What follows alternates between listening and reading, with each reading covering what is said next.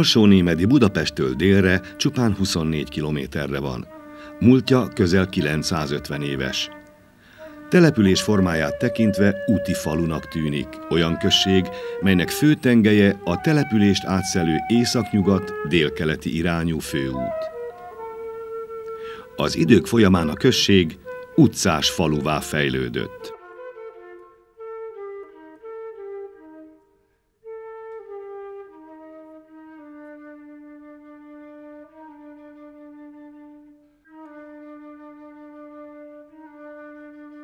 A falu előtt, a bevezető úton, mintha őrt állna két oldalt a hosszú, védett platánfasor, mely mellett haladva a falu központjába érkezünk.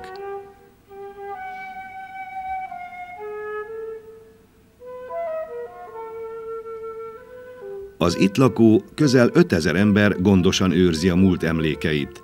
Hangulatos utcák, rendben tartott régi házak mellett a faluban megőrizték a korabeli hagyományokat, tisztelik, becsülik, szeretik az idős embereket.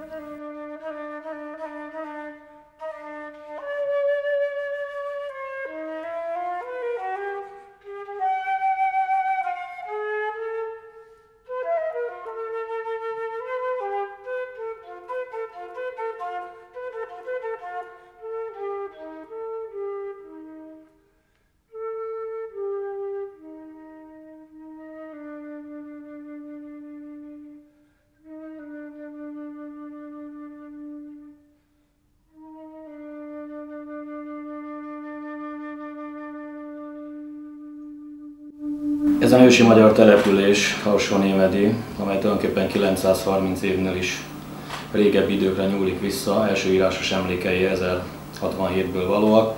Ezen a településen mindig meghatározó volt a vallás. Ez a település mindig kétvallású volt, és ebből a kettős vallásságból tulajdonképpen sajnos vallási ellentétek is keletkeztek. Ez abból is adódott, hogy a falu északi Budapesthez közelebbi régén, úgynevezett felvégen laktak a katolikusok, és az alvégen a reformátusok, de az akkori vezetés, a megyei vezetés nagyon bölcsen döntött. Úgy döntöttek, hogy tompítsák a vallási ellentéteket, hogy a tanács vezetése, tehát a falu vezetése az mindig fele részben katolikusokból és fele részben reformátusokból álljon, és azt is bölcsen rendezték el, miszerint a mindenkori bíró az évente váltsa egymást a katolikusok közül és a reformátusok közül. Ez egészen hosszú ideig megmaradt, és nem bírom megállni, hogy el nem mondjam, hogy az én nagypapám volt itt az utolsó bíró. Ősi nemesi családból származom. Öregapám Garai Ferenc volt, mint bíró. A 48-as szabadságharc idején történt az, hogy öregapánk bíró volt, és követőték tőle, hogy lovakat szolgáltasson ki, majd öregapánk megtagadta. És így került sor a házkutatásra. És fegyvert találtak nála, összeszedték, és Olvicbe kerültek, és ott töltött öregapánk 1 évet. Innen írott levelei vannak meg a tulajdonunkban. Minden március 15-én először templomaikba mennek a hívek. A reformátusok templomát a váci püspök csak az akkori falu határán kívül engedte megépíteni. Református gazdák adták erre a célra faluszéli szénalerakodó földjüket, és közös munkával építették fel a templomot, melyet 1728-ban toronnyal ékesítettek. A katolikus műemléktemplom Árpád-kori alapokon épült. Többször felújították, 1730 körül nyerte el mai stílusát. A belső, fából készült barokk berendezése művészi értékű.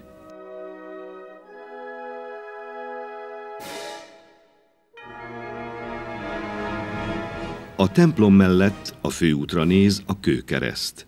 Mikor Ádász harcban hull a magyar vére, bízva tekintettünk váltságunk jelére.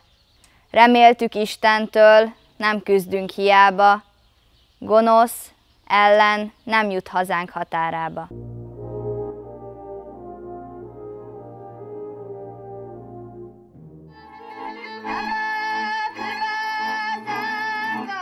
Az ünneplők az istentisztelet és a szentmise után együtt mennek a szabadságtérre, a községi megemlékezésre.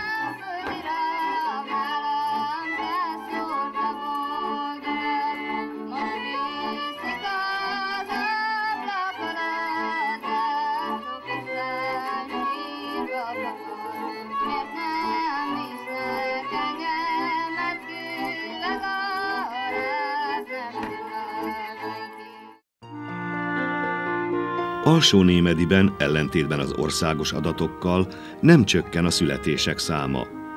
Az elmúlt 10 évben már 2-szer növelték az óvodai férőhelyek számát. Így a sok játék mellett jól felszerelt helyiségek is a kicsik kényelmét biztosítják.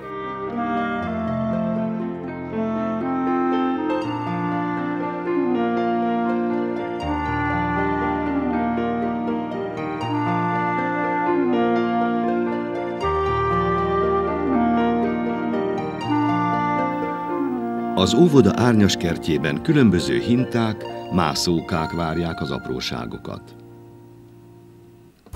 Ellátogattunk az általános iskolába is. A 8 évfolyamon több mint 440 gyermek tanul.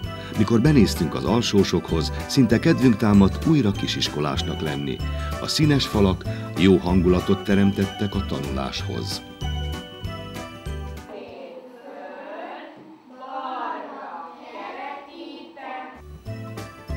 A felső osztályosoknál a kémia előadóban jártunk. A folyosón gróf Széchenyi Istvánról készült dombormű díszíti a falat. 1993-tól minden év tavaszán a Széchenyi napok keretében emlékeznek meg az iskola névadójáról. Bizonyára feledhetetlen marad a 2004. évi ünnepség, mikor az iskolába látogatott a Hídember című filmben Széchenyit alakító Eperjes Károly színművész.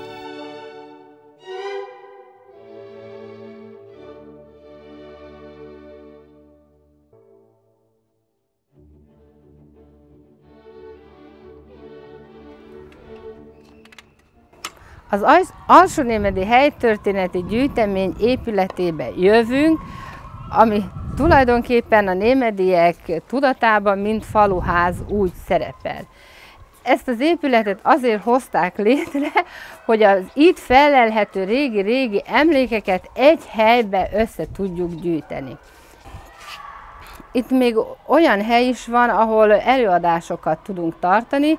Most már évek óta Némedin működik egy ilyen előadás sorozat, hogy némedi faluházi esték. Van sarokpadunk a régi hagyomány szerint, amit körül lehet ülni, és ott vasárnap délutánonként, amikor itt vagyok, tudják az asszonyok, a velem egykorúak vagy idősebbek, de a fiatalok még szívesebben jönnek, mert ilyenkor megbeszéljük a régi dolgokat, felelevenítjük, hogy volt, nézegetjük a fényképeket, és annak alapján eltűnődünk a múlton, és itt egy kicsit úgy mindenki megnyugszik.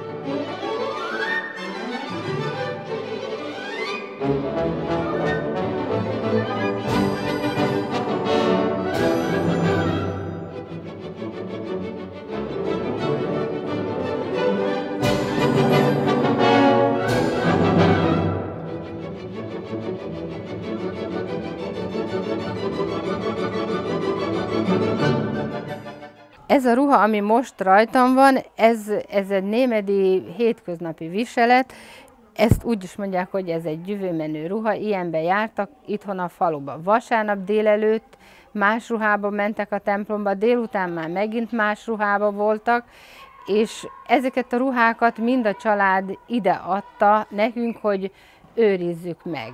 És alkalom attán, amikor eljönnek, kirakjuk a kendőket, kirakjuk a ruhákat, és akkor megsimogatják, hogy ez az édesanyámé volt, ez a nagymamámé volt. Ez a kendő, ami fejemen van, ezt menyecske kendőnek hívják, fiatalasszonyoknak fiatalos kendő volt, idősebbeknek már idősebb, asszonyoknak a sötétebb. Ilyen kendő egy-egy fiatal asszonynak 3 is volt készenlétben, az mindig a tiszta szobában a ágyon volt, és hogyha valahova kellett menni, akkor gyorsan a fejére vette, és ezen kötötte be a fejkendőit.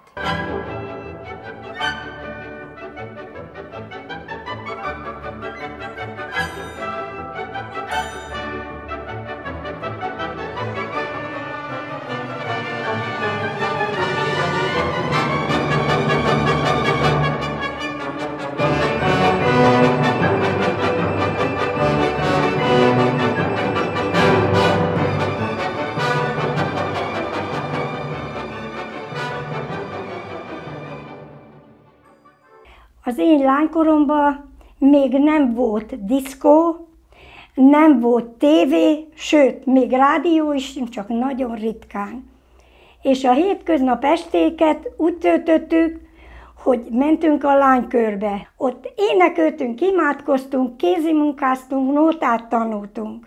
Meghívtak bennünket Budapestre, a Városház utcába, Vármegyeházához. Ott is ugyanezzel a némedi típusú szobával, ahogy némedin szokták, úgy lett berendezve. És a mikrofon naponta többször bemondta, hogyha valaki igazán szépet akar látni, akkor menjen föl a második emelet 23-as szobába, ahol a Dabasi járás alsónémedi szobájából nem felejtették ki a bölcsőben ringó babát sem.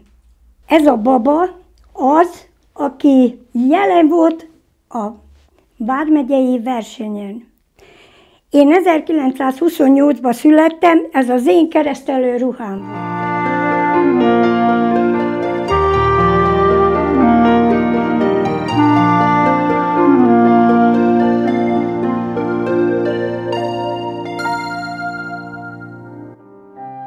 Régi fényképek segítségével idéztük fel alsónémedi múltját.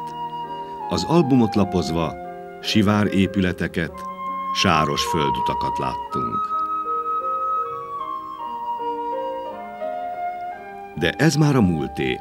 Gondozott utak, csinos házak fogadják az ide látogatókat.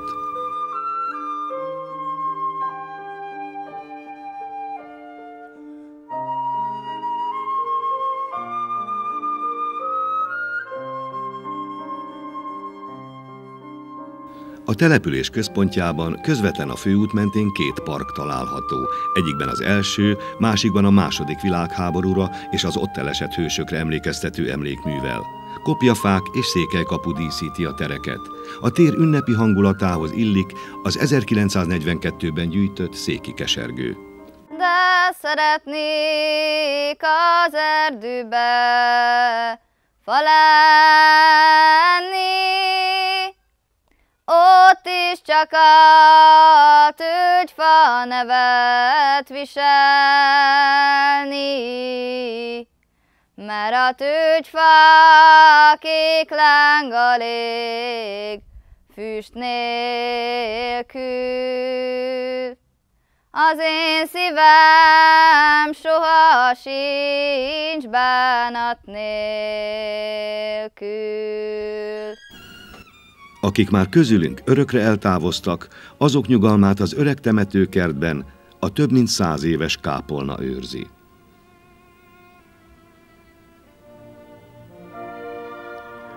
Alsónémediben nagy a határ. A faluban szorgos népek laknak, akik mindig hozzáértéssel művelték földjüket, és nem is eredménytelenül. Megterem itt mindenféle zöldség, amit a közeli fővárosban értékesítenek. Szokták mondani, hogy Alsónémedi Budapest zöldséges kertje. Itt állunk kint Alsónémedi határában az egyik Túrjánfolt szegélyén, amely természetvédelmi terület, megyei szintű természetvédelmi terület, mert olyan ritka lápi értékeket találunk még ezekben a Túrjánfoltokban, ami máshol már nem fordul elő. Ezek a túrjánok a hajdani mocsaraknak a részben kiszáradt területei, tehát a vízviszonyok itt eltűntek az utóbbi 10-15 évben. Ennek ellenére nagyon érdekes fajok fordulnak elő, mint például itt a rét szélén az őszi kikerics. Ugyanakkor megtaláljuk a különböző lápi fajokat is, tavasszal orchideák tömegét, de nem csak növényeket, hanem állatokat is, mint például a lápipóc, vagy éppen a fiallógyík, illetve a mocsári teknős. Aztán emlősök közül, amit kiemelnék, mondjuk a nyuszt, aminek az előfordulása igen érdekes ezekben a túrjánfoltokban. A madárvilága rendkívül gazdag. Ez adja ennek a vidéknek a rendkívüli értékét, hogy néhány 10 méteren belül megtaláljuk a homoki vegetációt, és megtaláljuk a mocsári vegetációt is, ami nem csak Magyarországon, hanem Európában is egyedülálló. Aki az imént látott tájat és a falut festményein bemutatja, az Kis Ernő, helyben élő festőművész. Alsónémediben tanított több mint 30 éven át.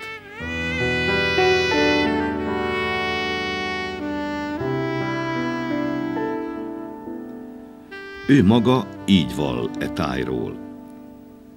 Én úgy érzem, ég és föld között járván, hogy a fák, bokrok bújtató formái, a bokrok mélyén megbúvó szöszmötölő csend, a szántott barázdák, a füvek, a széna illata, a jegenyék, füzek neszezése, és a kinyíló égbe énekelve röppenő pacsirta hangja tudja legmagasabbra emelni az ember lelkét.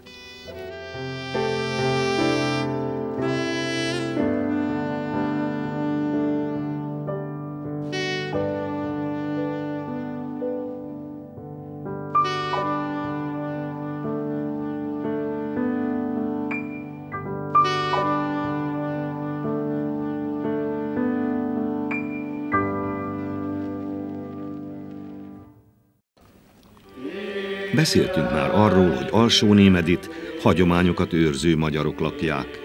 Különösen tisztelik és megtartják a vallással kapcsolatos ünnepeiket. Ilyen a katolikusoknál a templom búcsúja. Minden katolikus templomnak van búcsúnapja. Alsónémediben ez mindig szeptember 14-ét követő vasárnap, mely a Szent Kereszt felmagasztalásának ünnepe. Ilyenkor az ünnepi Szent Mise végén a hívek énekelve és imádkozva körbejárják a templomot. Szűz Mária szobrát 4 fiatal lány viszi a menetben, de itt vonul a katolikus férfi kórus is, melynek tagjai között olyan is van, akinek már az öregapja is itt énekelt.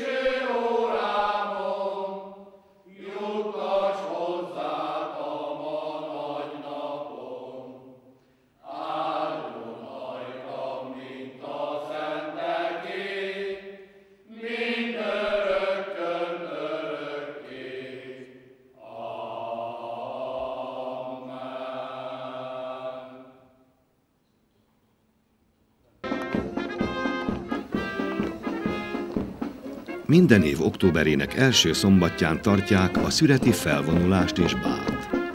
Ezen az őszi ünnepen a falu apraja nagyja részt vesz. Régi hagyomány ez a faluban. Szület után a szőlőt őrző csőszlányok és legények végigvonultak a falun. Szőlőből összerakott, szőlőlevelekkel díszített koszorút visznek.